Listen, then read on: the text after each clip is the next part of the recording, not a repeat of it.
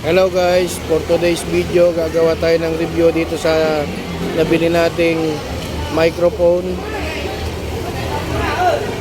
galing sa Lazada. Budget meal lang siya pero mukhang maganda naman ang quality. Testingin natin siya kung ilang oras ang itatagal niya. Nandito tayo ngayon sa Tanawan, Batangas. Namimili tayo ng gulay. Ayan o.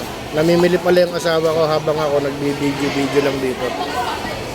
Ayan, kung napapansin nyo, ngaw-ngaw ako ng ngaw-ngaw dyan, walang sound. Yung pala, pag naka-off pala yung ating microphone, wala palang mapipick up na kahit anong sinasabi. Ngayon, bubuksan natin yung microphone, maririnig nyo ano yung mga sasabihin ko dyan.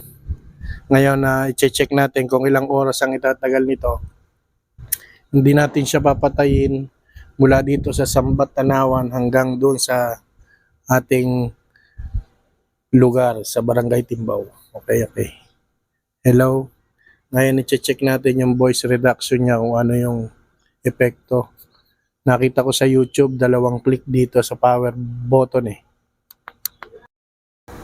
Bali, nagpa-practice lang ako dyan. Yung 2 click, akala ko yun na yung ano niya, yung setting niya. Yung pala, mute pala yun, yung 2 pindot.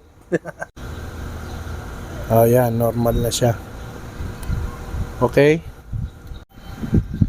Ngayon, i-check naman natin kung gaano malayo ang frequency nito ating microphone. Yan. Habang naghihintay tayo dito, review lang muna tayo ng ating microphone. Yan, lalayo tayo. Yan.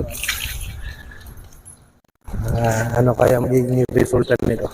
Kung mapapansin nyo, meron na siyang echo. 3 click yan sa power button. Ayan o. So, kung napapansin nyo, walang ingay, kayo maririnig. Doon naman sa audio niya, ang pick up niya siguro mga estimate ko, mga 20 meters lang. Kaya parang nagpuputol-putol siya tapos naglo-lost connection na siya. Pag nagmotor na tayo kasi balo, ikabit to sa cellphone, sa helmet. Pabiyahe tayo. Ayan, mahangin dito. Pero palagay ko hindi niya maririnig yung hangin. Boses ko lang. Pati mga huni ng ibon. Yan, meron dito. Pero, check natin kung maririnig ba ng microphone natin. Yun nga pala, na-check ko rin na kapag nag-lose connection siya, bumabalik siya sa normal mode niya sa microphone, nawawala yung kanyang echo. Kaya yun, napakaganda ng microphone na to. Check na lang natin yung baterya niya, kung tatagal ba siya, o kahit 1 oras lang siguro, 2 oras, okay na yun. 1, 2, 3. O yun. Hello Mike, hello. And now the end is near, and so I face the final curtain. Okay, di ba? Meron siyang echo, yung microphone natin, ang galing.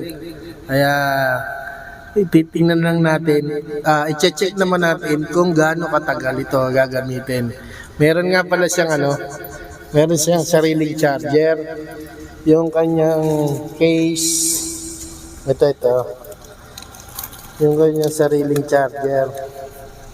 Ito. Pag inilagay mo siya dito sa loob, kaya kung sana siya nag-charge, bali full charge to kanina. Ngayon ko lang tinesting. Sana maganda yung quality niya. Mamaya mag-additional review pa tayo dito pagdating sa bahay. Hindi ko ito papatayin hanggang sa makauwi ako. Ang oras ngayon ay... Anong oras ngayon?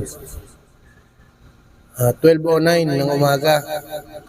Ngayon siguro darating kami doon mga alas 3 o alas 4. Depende sa oras ng pamimili nila kung anong oras sila matatapos.